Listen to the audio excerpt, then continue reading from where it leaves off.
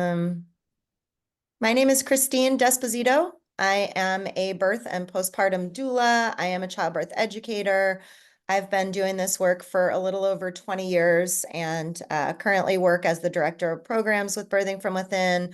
I'm a doula trainer, and I'm so excited to be here in this capacity today offering this class.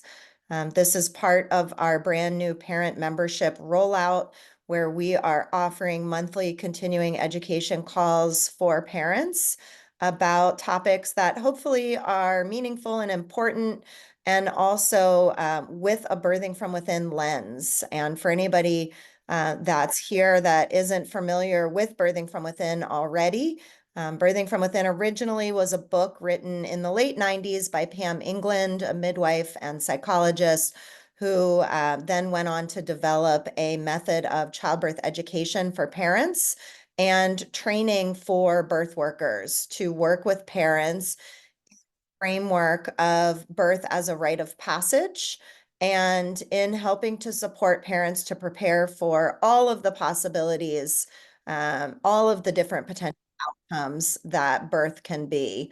And in that that parents can feel more prepared, more connected to themselves, each other's, the process, their babies, their partners, all of the above.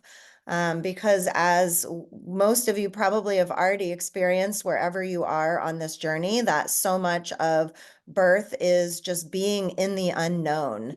And that can offer a lot of anxiety and kind of just uncertainty for people, just being in the unknown in general. And so a lot of what we do at Birthing from Within is not just helping to prepare parents physically for the experience of birth, but also helping to prepare people emotionally, and to prepare for the transformation of birth, not just the physical experience of birth. So if you are somebody that is hoping to join this parent membership, one of the things that you can expect from us is that you will be able to access content that is not just stuff that you Google everywhere else. It's not just things that are, you can open up a textbook and get like stages of labor and just the kind of basics, right? We are really hoping to go beyond the basics into the deeper realm of the transformational experience of birth. And so today on this call, we're going to begin doing just that. There's folks that are just arriving. Welcome, welcome. This is our 1 hour parent workshop preparing for postpartum, and a beginning of the parent membership that we just introduced last month and are slowly rolling out over the next month. For today's call, pretty minimal. There will likely be, we're going to kind of work on a worksheet type format. And so if you have a journal or a piece of paper, a pen or a pencil, that will likely be useful for you to take notes and to be able to jot down some ideas. This is just an introductory call. It's only 1 hour, and I'm going to share at the end of our call today some additional opportunities to join and learn with Birthing from Within as a parent. Historically, for the last since about 1998, Birthing from Within has been offering classes and trainings for birth workers. So when I say birth workers, I mean doulas, childbirth educators, midwives, anybody that works in the capacity with birthing parents. And so this is going to be an opportunity for Birthing from Within to expand their audience to not just birth workers, but also to parents. I also just want to point out that we have a transcription service called Otter, and you'll see in the room is something called Birthing's AI Note Taker.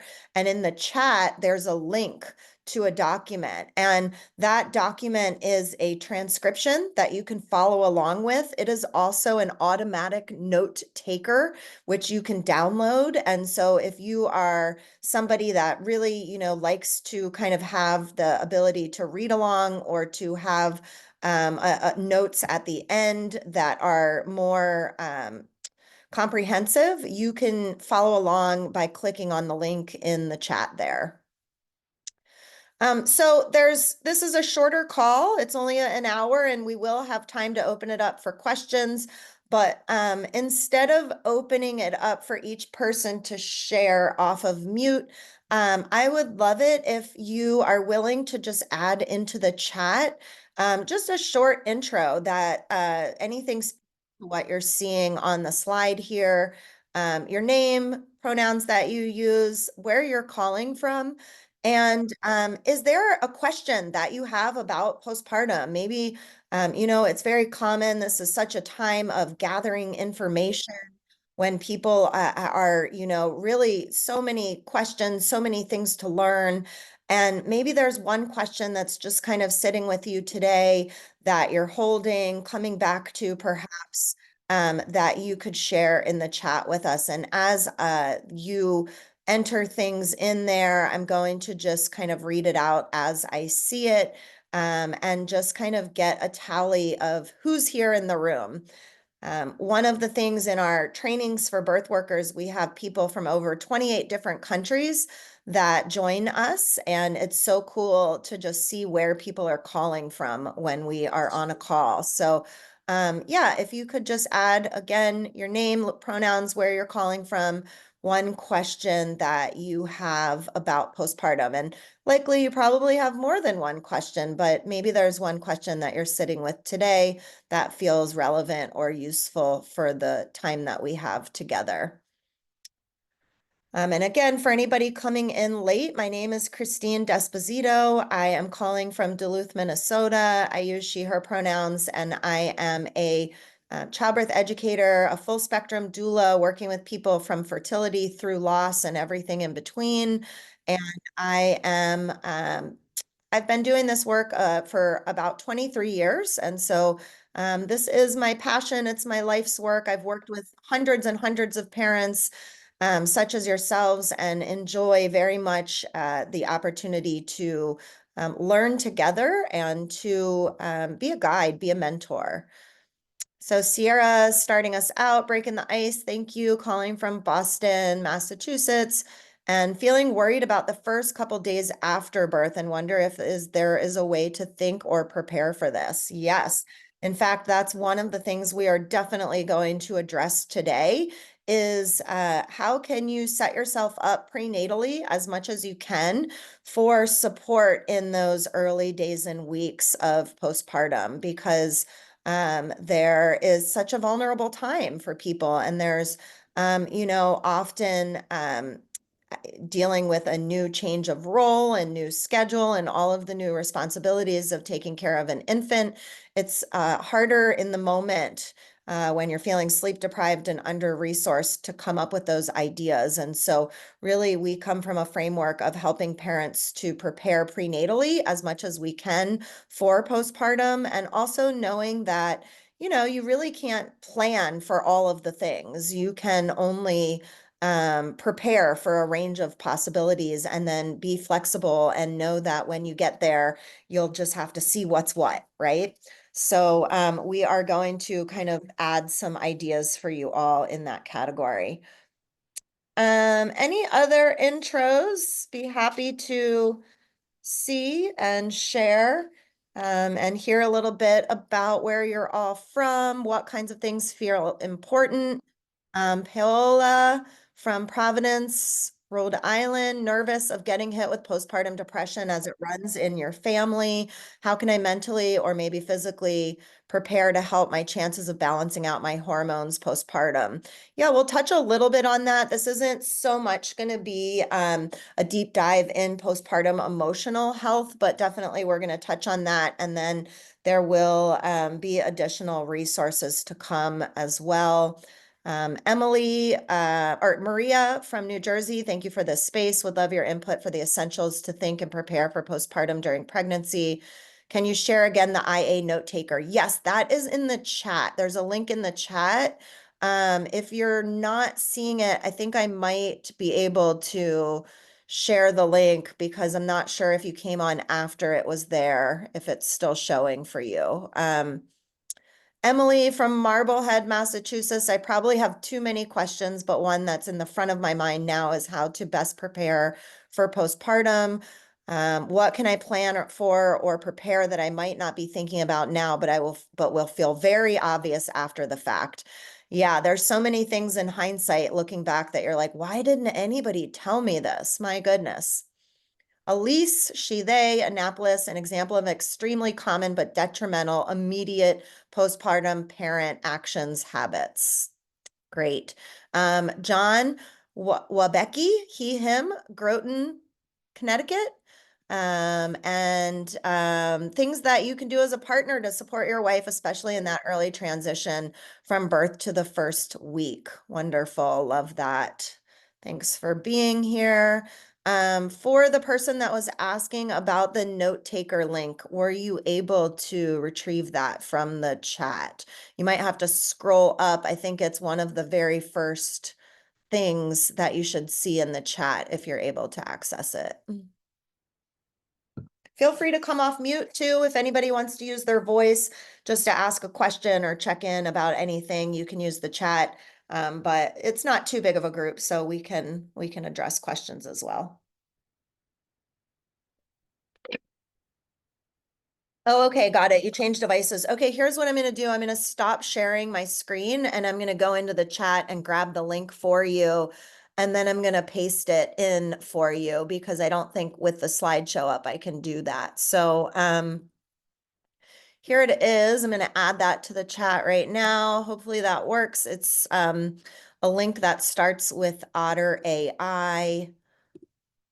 Again, that's a transcription service and it also is a note taker. So for anyone interested in viewing that, feel free to check that out.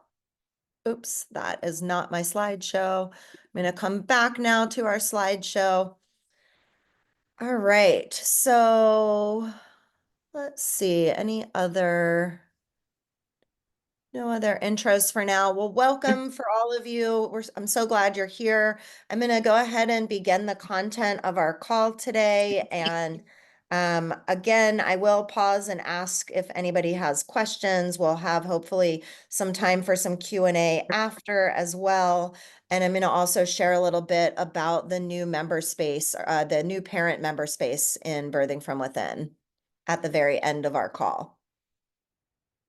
So I like to think about as parents are preparing for birth, that just as your baby is gestating within you, that you as a parent, whether you're the birthing parent or a partner, that you are also gestating, that you are gestating as a parent. You are becoming a parent. And even if you are already a parent, even if you've birthed before, there's a new way of becoming each time you enter a new member of your family, where you are awakening a new part of yourself and a new dynamic and a new combination of your family members that has never been before. And so we often talk about awakening the parent within. And this really speaks to the archetype of a parent, not necessarily all of the specific characteristics of you as an individual parent, but more like the overarching concept of a parent and some of the attributes and characteristics that are universal to parents, no matter who you are and where you're from. And so this speaks to what we call tasks of preparation. There are many different tasks of preparation as you are preparing to welcome a baby into your family. And a lot of times the tasks feel more like a to-do list that you are checking off, trying to get all of the kind of external preparations, maybe getting the nursery ready and buying all of the supplies or gathering the supplies that you need to care for a new baby. This might also include celebratory things like having a baby shower, gathering your support systems, figuring out, the kinds of delegation of tasks and chores for this postpartum time, perhaps gathering supplies for your birth. And I'm curious, as many of you are probably in this phase, this is, part of the way that you're awakening the parent within you, and for partners that may be here, it's really different because for those of you that have a baby growing inside of you, it's a lot less abstract. You feel the movements, your body's changing. Every day there's changes that you're noticing. For partners that are on the outside, some of the first kind of threshold moments for you to make it real might be like seeing the baby move in the belly or feeling that, hearing the heartbeat, seeing the ultrasound, these physical kind of um, external representations that like this is real, this is really happening, right? And so also for partners, sometimes these are tasks that you're doing as you're preparing for this role in this change of becoming a parent. And I'm wondering for anybody here, if you're willing to share, maybe just adding into the chat, like what kinds of tasks are you doing? What have you been doing? What kinds of things are happening in your life to help prepare? Taking a class, right? Even taking this class. Some of you may be in a birth class series, reading books, right? All of these kinds of things fit into the category of tasks of preparation. So if anybody has any kinds of ideas of things that you're already doing or things that you hope to be doing soon, go ahead and add those into the chat as just a way for others to hear and see the validation of like, you are not alone. There are lots of other people in this place of preparation that are also working on figuring out what it is that you're doing to try to get prepared for this baby. So Sierra shares reading, meditations for connecting with baby, meal prepping, feels like a lot. Yeah. And just like growing a baby is a lot, right? There's a lot of effort that you don't see every day. You don't physically see all of the details that your body's doing, growing this baby, and then, all of the external tasks as well. And so that, brings me to also think about like a lot of the things that I've talked about so far are external tasks, but then there's also the internal tasks of preparation, right? The ways internally that you are preparing yourself for the emotional journey, for the mental journey, for the experience of transformation that you are going to and probably already are having, right? Manda Pan says figuring out our team to birth and parent feels endless. Midwives, doulas, pediatricians, pelvic floor PT, HR for leave, postpartum care. Yeah, I mean, that's just like a spreadsheet all in and all of itself, right? There's so many different people that are in your sphere, so many different things that you have to do and think of as you are preparing. And often when people get, when you find out the news that you're pregnant, it feels so far away, 9 months, we have plenty of time. And then all of a sudden, you're like 3 months away. And how did that happen? And the time went so quickly. So it's, I hear that all the time, just like, wow, the time's just flying by. No problem, Amanda. I like nicknames. So as you begin kind of just thinking about the different types of things that you are doing or have been doing or hope to be doing that fit into this category of tasks of preparation. And this is all part of gestating as a parent. This is all part of the preparation phase. And in Birthing from Within, we use a model of the heroic journey to look at birth and postpartum. And what that means is that the heroic journey is a really a template often used in storytelling and has been for thousands of years to talk about the arc of a story or a transformational journey. And really, every story, every movie that we see, every great book that we read follows the arc of the heroic journey. And we have used this to become a metaphor and a symbol for the journey of birth itself. And not just the birth, but the fertility journey, the labor journey, the pregnancy journey, the postpartum journey, all of that, right? You see here somebody walking a labyrinth, and a labyrinth, which is the Birthing from Within logo, is a symbol itself of the heroic journey. And the three phases of a heroic journey you see here are the preparation, the ordeal, and the return. And so when we are talking about this in the context of birth, the preparation represents for all of you that are pregnant, preparing, looking at getting pregnant, and anything in between. At some point, you are going to cross the threshold from standing on the outside of this labyrinth where you're in the preparation phase to starting to walk the journey towards labor, right? At some point, something's going to happen and you're going to cross that threshold and you're going to feel that first contraction or whatever it is that gives you the information that like, oh my gosh, this is real. We're getting pregnant, right? We're getting into labor, I mean. And so this is the introduction of the ordeal phase. And again, in the context of birth and labor, we talk about the ordeal as being labor itself and moving from the entrance of the labyrinth into the center of the labyrinth is that experience of labor. Now, in many textbooks, when we look at like stages of labor, we look at the information about like how long does labor last and what are some characteristics of it? What does it feel like? And it all feels very linear, right? But as a parent going through the journey, it does not look like a straight line from A to B. It looks more like a circuitous path of twists and turns that look just like this labyrinth, right?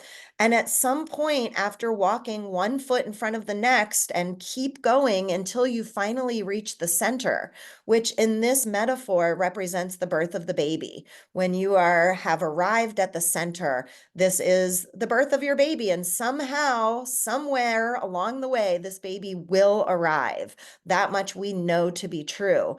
And yet, when you're standing in the center, you're not out. You're still in it, right? You're still there in the center. And the journey back out again is what we call the return. And the return is the postpartum. The return phase is coming back to who am I now? That is a much bigger question than, some of the kinds of things that we often begin with, like, what does my support system look like? Or what kinds of supplies do I need? Or how much, how do I figure out how to get the sleep that I need? Or any of the questions that are so common for parents to have. And this question of the return of who am I now is connected to this bigger part of a change of a role.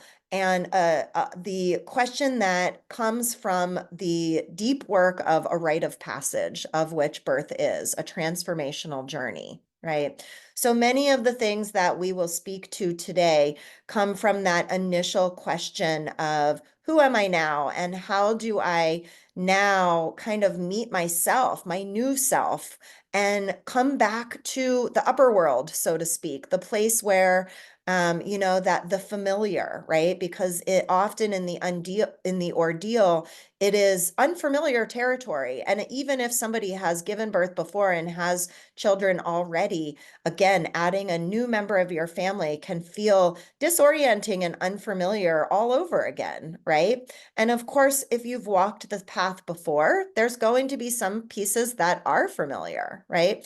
So how do you weave that all together? Yeah, so Amanda's sharing that the symbolism, loving the symbolism of the labyrinth of birth And yes, that is one of the things that we love so much in Birthing from Within. We have so many opportunities to play with this metaphor and this ancient symbol of the labyrinth. In fact, we will be introducing a parent class about the labyrinth and kind of sharing more about how to use this as a metaphor for your journey, both in the preparation ordeal and the return phases. So what we're going to do is I'm going to share on my slideshow a worksheet that we have created. This postpartum intentions workbook is going to be one of the downloads available once we roll out the full parent hub, which is going to be coming by the end of the month. And this is going to be a opportunity for somebody I hear a little bit of noise. I'm just going to mute if I see that you're not muted, and feel free to unmute if you have questions or put them in the chat. Um, this will be a download available in the resource hub. We're finishing the final touches on, and we're going to introduce it soon. And so for the purpose of today, if you have a piece of paper, a journal, a pen that you can use to take notes and kind of recreate what you're going to see here.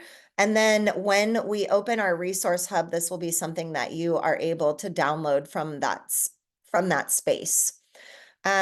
So we're going to go through some of these different sections and just talk a little bit about, this was created by the Birthing from Within team as a group of birth workers who are parents themselves and who also walk with parents aside this transformational journey. And we get to witness, all of the different things that happen for people, all of the questions, all of the scenarios, just in my time of working with parents over the last 23 years, I have so many stories and anecdotal tips and ideas that, I love to share with parents and perhaps save you from feeling like you have to reinvent the wheel because people have been doing this for a long time, right? So let's share the knowledge. One of the things that I hear is most helpful for parents as you are trying to figure out how to make a plan for these early postpartum days. And when I say early postpartum days, I like to think about postpartum time as the first 2 weeks, and then beyond that, the first 3 months. And so when I'm talking today, you'll hear me reference those two different time periods. Now, in general, the first 3 months is referred to as the fourth trimester, which is the first 3 months that the baby's out of utero, right? The first three trimesters are in utero, and then the fourth trimester is the baby's on the outside, but they actually, from their perspective, don't know that they are a separate being yet. They don't have the capacity to feel that separateness yet, and they're very much still cocooned, and the things that they like, the things that are soothing to them are very similar to the same they're used to in your body, right? And as parents prepare for these first 2 weeks and even the first few days after the baby's born, it is such a tender time. If you're planning to give birth out of your home, then once you return home, often there are visitors, people that want to make plans to come see you. Maybe they're already planning to be at your house on your due date. Family members, always, of course, well-intentioned and loved ones, but having a lot of pressure about having people in your home, hostessing people, where are they going to stay? What is it going to look like? What kinds of demands and needs are going to be on you already as a newly postpartum planned or a newly postpartum parent? How do you figure out how to, with caution and care, tell your loved ones like, yeah, no, I'd rather not have anybody at my home for the first few days, if that is your plan. So what I like to do is to divide it into thinking about helpers versus visitors.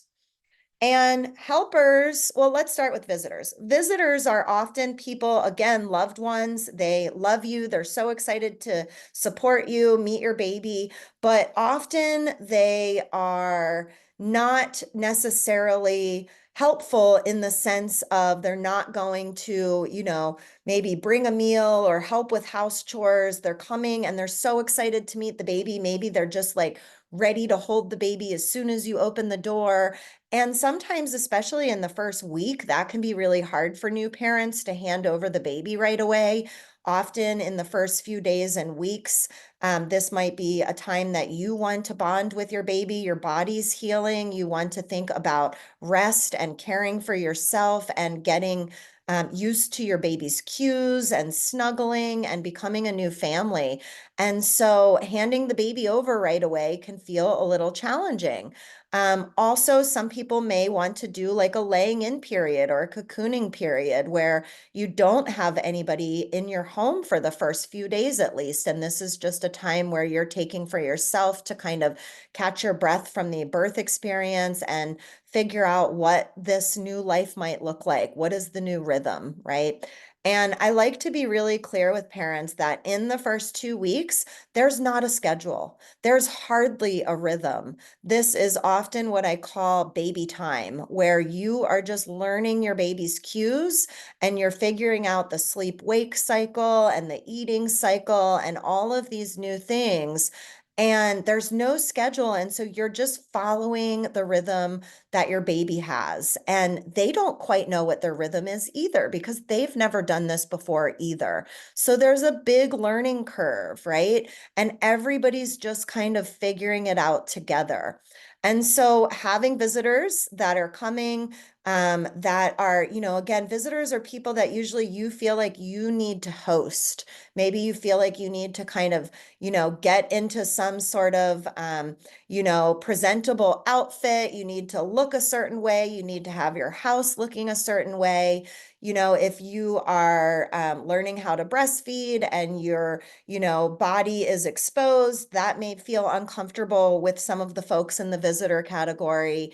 And this is what the first few days and few weeks looks like, right? You're figuring it all out. It's messy. That's something that I always let people know, like expect it to be a little messy.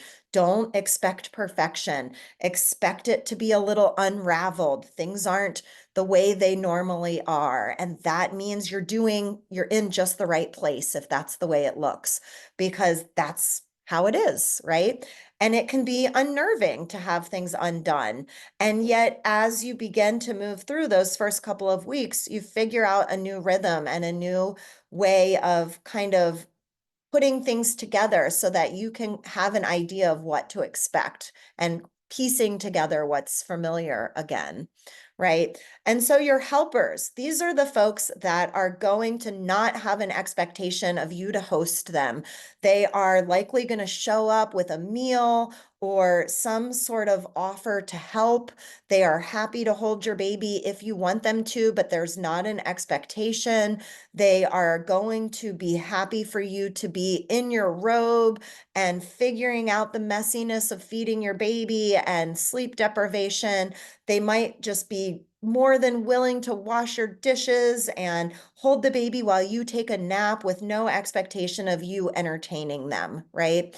Now, this is a really important distinction because having folks that you are hostessing in your home in the first week is often very overwhelming and often leads to people feeling emotionally dysregulated, right? So for those of you thinking about emotional health and wondering like, how can I set myself up best for emotional health? Of course, there's the postpartum hormones that are fluctuating, and that is beyond your control. That can often be an experience of what we call baby blues in those first couple weeks where you're just on this a little bit of an emotional roller coaster, right? And so having people around you that are going to be able to offer support, compassion, understanding, flexibility, if you have a last minute no, even though you made a plan with them, they are not gonna, be disturbed by that. They're gonna be understanding and compassionate, right? So thinking about your plan for visitors versus helpers, who are the people in those two categories that you can kind of make a list about, like, let's invite the helpers in that first week or two and try to save the visitors for, maybe beyond that first week. Now, there's some of you that may have friends and family that are like, no matter what I say, they're coming anyway. They're not going to listen. And as a doula, I've worked with many different families and had lots of people that are like, nope, my family's overbearing. They're going to show up at the door. They don't care. They're coming, right? So I often like to think about, like, okay, well, what can we do in those situations? Having a room that you can kind of step into, knowing that if you're not comfortable feeding your baby, exposing your body in front of them, you can have a place that you can step away and have some space to yourself, have the comfort items that you need. And I'm also a really big fan of kind of thinking about what the qualities are of the friends and family that are in that category that are going to show up anyway, and thinking how to play to those people's strengths, right? Maybe there's an auntie that is, she has this recipe that she's really proud of, and it's like, great, auntie, can you please make me this, make the very first important meal for our family, and kind of give them a task, right? People, especially people that have a lot of good intentions, but they don't know how to delegate themselves, often can benefit from just having a task. And so trying to think ahead of time of, like, what are some of the things that might be really useful for these kinds of family members to do, and see if you can help to delegate in that kind of way so that they are included, because mostly that's what they want. They want to feel included, right? They want to feel loved and important. And so what are some of the ways we can kind of play to their strengths? Strategies for sleep. Sleep is going to be one of the most well talked about topics in a household of a newborn. Everybody's trying to figure out how to get the sleep, right? So, newborns' norms for sleep are that they are going to wake up every 2 to 3 hours and eat.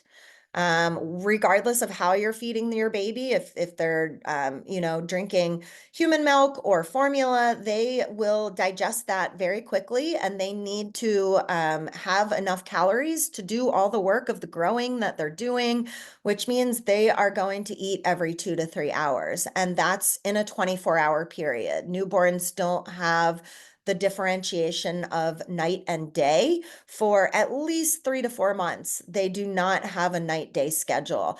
Part of what I help parents do as a postpartum doula is to just have realistic expectations of themselves and of what their baby is capable of. So a big part of that is really getting information about newborn development, brain and body development, and realizing that a lot of the things that people expect newborns to do aren't actually even possible for them, right? Um,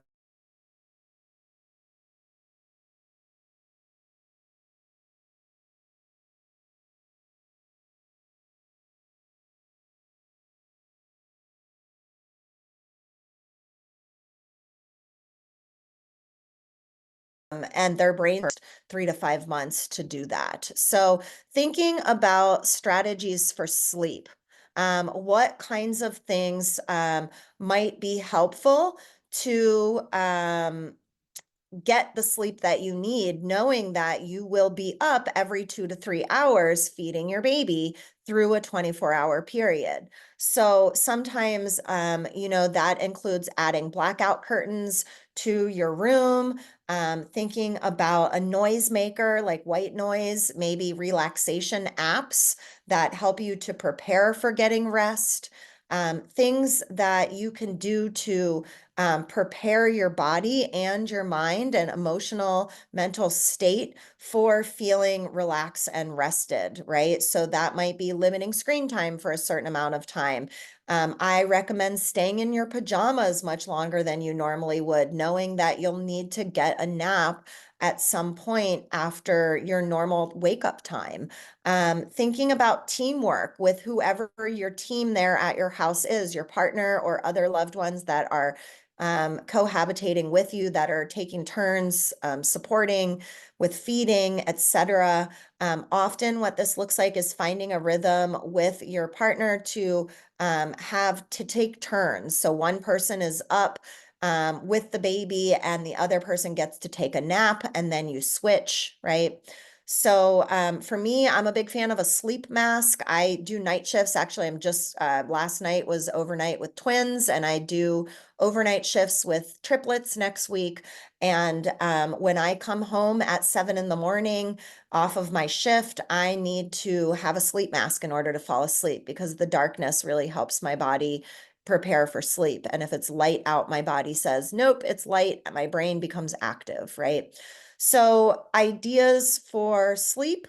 And for those listening, maybe you have ideas you want to put in the chat and start a little brainstorm for others that are listening. And then you can kind of write things in your journal as we're going, to just give you some ideas for what things that you might include during your postpartum. Often having words of affirmation, or like I like to think of this bottom section where it says images, sayings, or wisdoms that I want to remember in this early time. This is kind of like a note to your future self, right? So imagining that some version of you in the middle of the night or very sleep deprived early morning is struggling, and you see this note to yourself on your fridge of compassion, gentleness, flexibility, wisdom from your, more well slept previous self. What might you write here that could be an affirmation for your future self struggling during that time? What might be helpful to soothe your anxiety or comfort, your sense of instability, if that's what you're feeling during this time?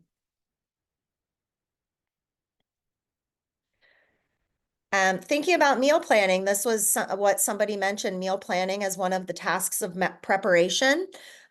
Sometimes people like to do freezer meals in pregnancy, and sometimes that can include inviting friends over and doing like a meal planning party where you're all, getting to spend time together, connecting with your friends or loved ones, and making freezer meals that you can tuck away in your freezer.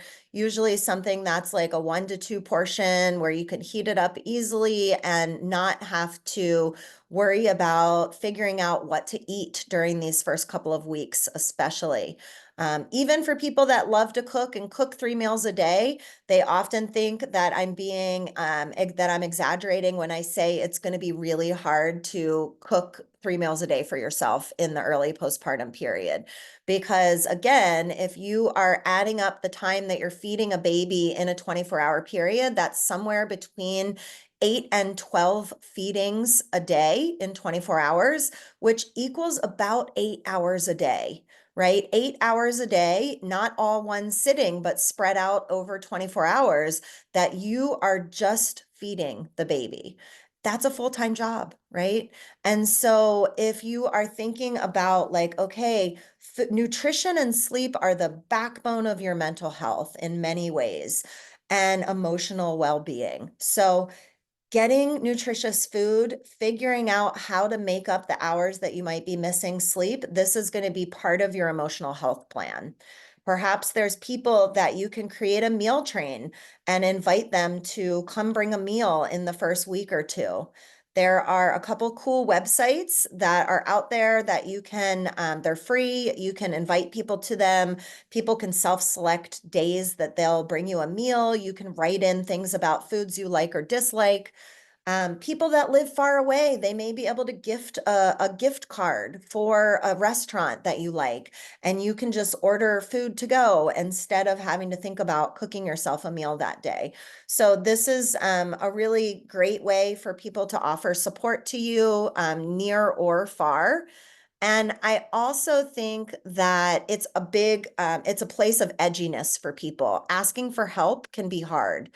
And when I work with parents that have birthed before and they are, they're growing their family, I always ask them, what do you know now that you didn't know before because you've done this before?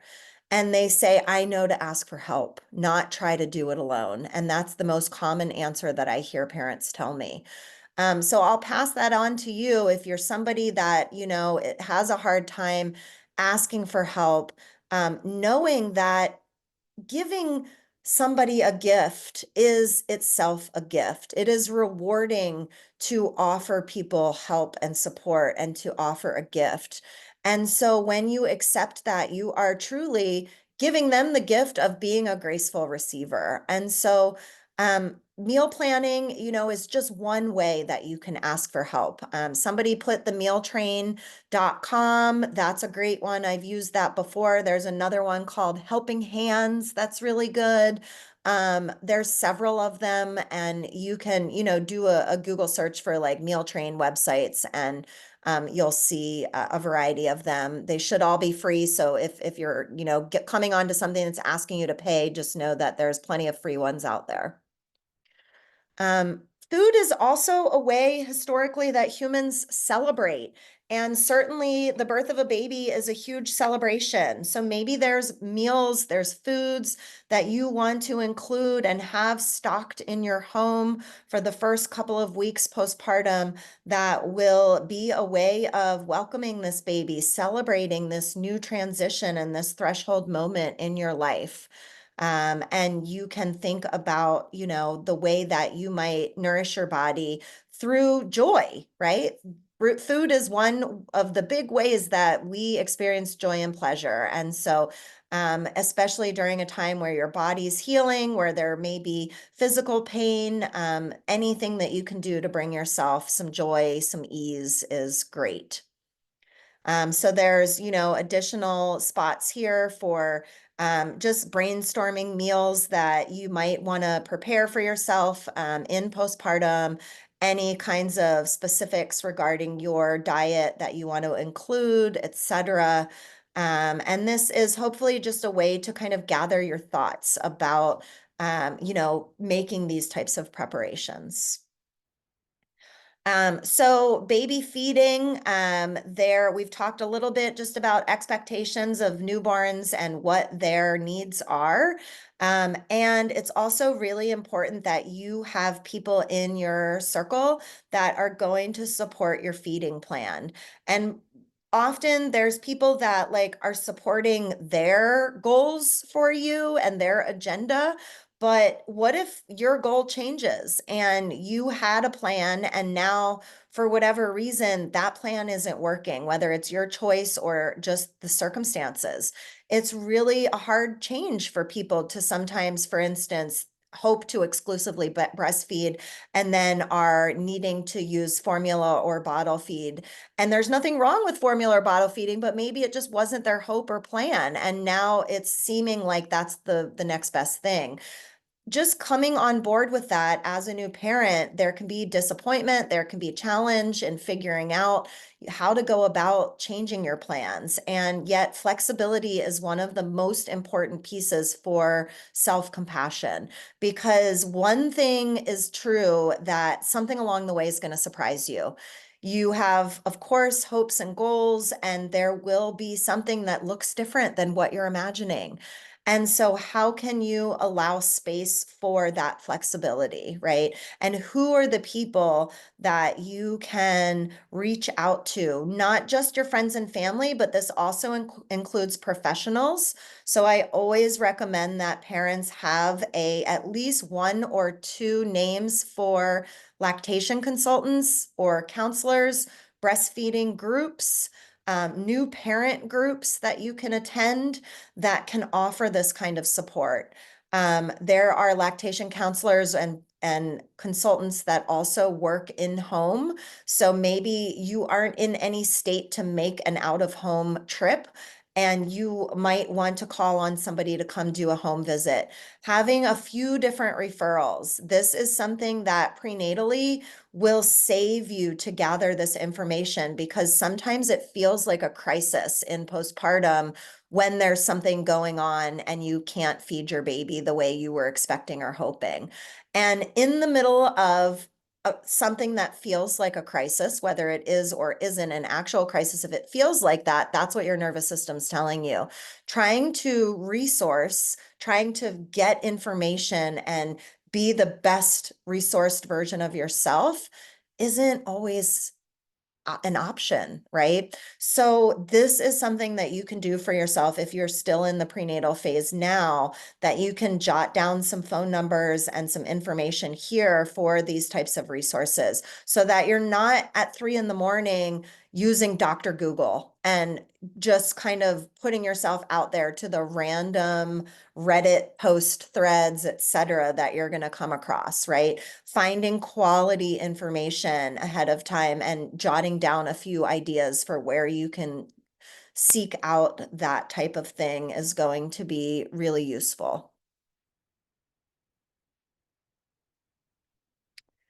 Again, thinking about mental health, and I said, we're not going to do a deep dive in emotional um, well-being in as far as postpartum mood and anxiety disorders. We will be offering more about that in the future, and kind of, giving definitions and more information about PMAD specifically.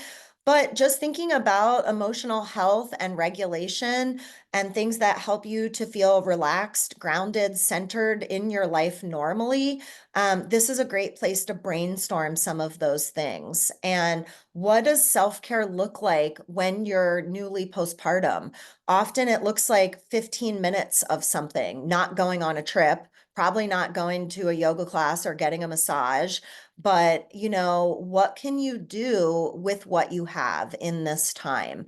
Really trying to reframe what these types of practices that you might already have in your life can look like while you're holding a baby, or while your baby's taking a nap, or you have a loved one watching your baby for an hour or so. That's often, especially in the first few weeks, all the time that a new parent may be able to get for themselves.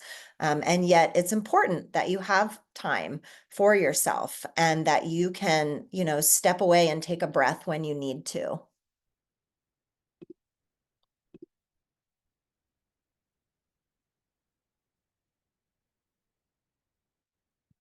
Looking at your comment about online lactation consultants. Yeah, I think that there's definitely something that an virtual visit can offer.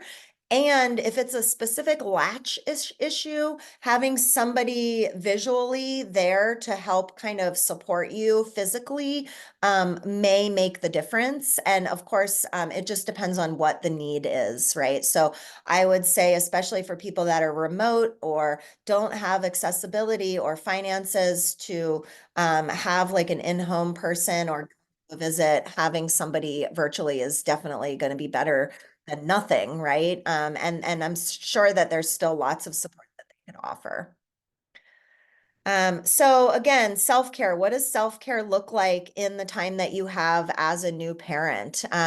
What are ways that you can stay connected to your partner? Ways that you can stay connected to friends and family that are it's going to look different than what you might normally do. Probably not going to go out to lunch right away, right?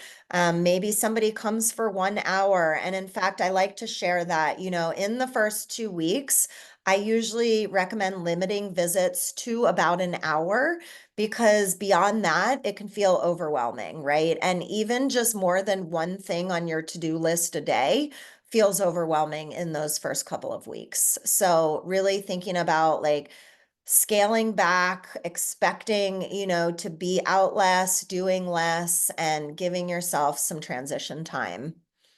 There's a lot of time that you'll spend in your home feeding your baby. And so maybe there's things that you want to include to prepare your home for comfort or ambiance, peace. Maybe it's a little footstool to help your posture during breastfeeding, or maybe it's some extra like a nursing pillow or using some different props or having little feeding station baskets set up in places where you're going to be sitting for a long time, where you can put like a bottle of water and some snacks and some maybe a book that you're enjoying or any other items that you can have at an arm's reach. Because often what happens is you get all settled, the baby's, latched, and then you realize like, oh my gosh, I'm famished, I'm thirsty, and I don't want to get up and disrupt my baby. So I'm just going to kind of suffer through it. So having a little feeding station is one way that you can kind of create spaces in your home. It might be like dim lighting for middle of the night feeding so that you don't kind of activate your awake brain.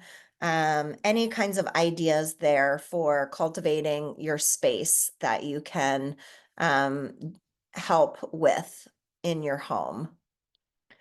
Things to help support and care for your healing body. 6 to 8 weeks is the kind of average length for healing after birth, for bleeding after birth, the healing of where the placenta was attached in utero. After the placenta is released, that's a wound on the inside of your uterus that is now healing. And that's why people are bleeding after birth, right? It's not like a menstrual period. It is where their wound from the uterus internally is healing. And that is a really important healing process that encourages you to hopefully rest, not get up, and feel like you're trying to get back to the normal things that you were doing pre-pregnancy right away, that this is a transition space. And so thinking about ways that you can care for your body. Often there are in many different cultures, specific things that people do where they are healing for their body, caring for their body with herbs and food and rest and all sorts of different types of practices. And so maybe there's something in your culture or lineage, or maybe something you've heard about that you would like to incorporate. Thinking about activities that you can do to support your mental health. What types of things do you already do, and how might those things translate during this time?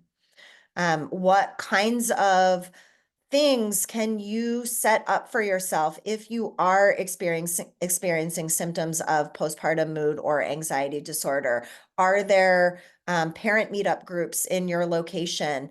Postpartum Support International, write that down. That is an international website and hotline, 24-hour helpline for parents, Postpartum Support International, that offers a ton of resources for PMAD and postpartum in general. So thinking about, ways that you can support yourself.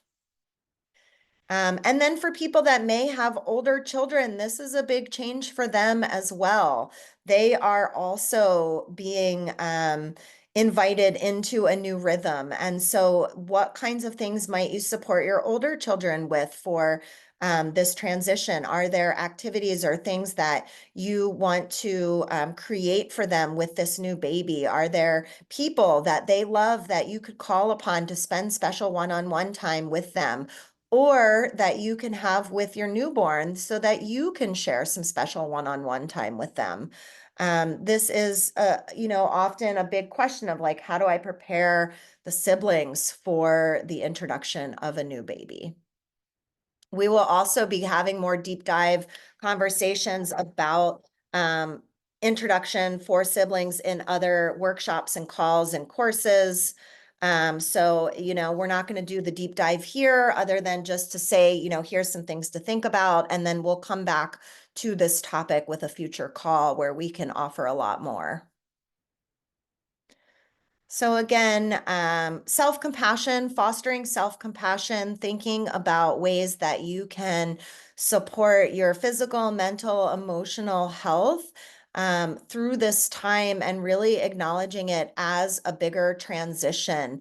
We talked about the external tasks of preparation and the to-do list, and also maybe thinking about these kinds of joyful ways that you can bring in ceremony and celebration, whether it's a baby shower or a blessing circle, or even just time with yourself, journaling and reflecting, lighting a candle or making tea, belly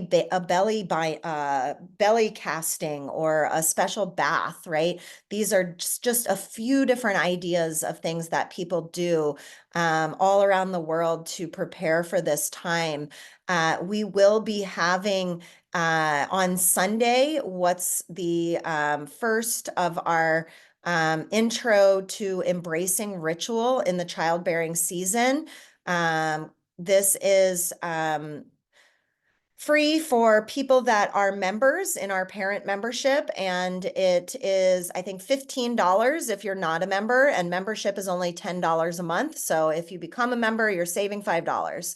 This will be followed by a 4-week journey in February where we are going to dive into getting a chance to do some of these things each week, and I'll lead you through some of these ways to support the ceremony and celebration and the mental and transition preparation that you can do. And so our parent membership, I'm going to add that link into the chat in just a minute. And I would love to, have just a few minutes left. I want to stay. If anybody needs to leave right at the closing time, feel free to jump off. But I'm going to just end our slideshow and come off of that so that I can just open it up for any questions. I'm going to add the link for the parent membership and these classes that I shared. There is a call in February, choosing your birth location. We're going to have a writing a birth plan call coming up. So each month for parent members, there's a free call. It's recorded. You can watch it in later or join in the moment. You have access to the full library of recorded calls, including this one. And then the other courses, we're going to be doing birth art in April and May. Lots of exciting things coming up. So want to just thank those that have to go, and then please share any questions. Thank you, Amanda. I'm excited you signed up for the ritual class. I'm looking forward to going on that journey with you all, whoever can make it. Again, today was a short intro, lots of information in a short time, and we're going to take it piece by piece and do some deeper dives over the next months. But any takeaways? Was there one thing that you found helpful from today? Was there something you're going to use or bring with you or share? Or maybe something you're hoping for from us in the future? Feel free to add that to the chat or come off mute and share with your voice. I'd love to hear that. Thank you so much.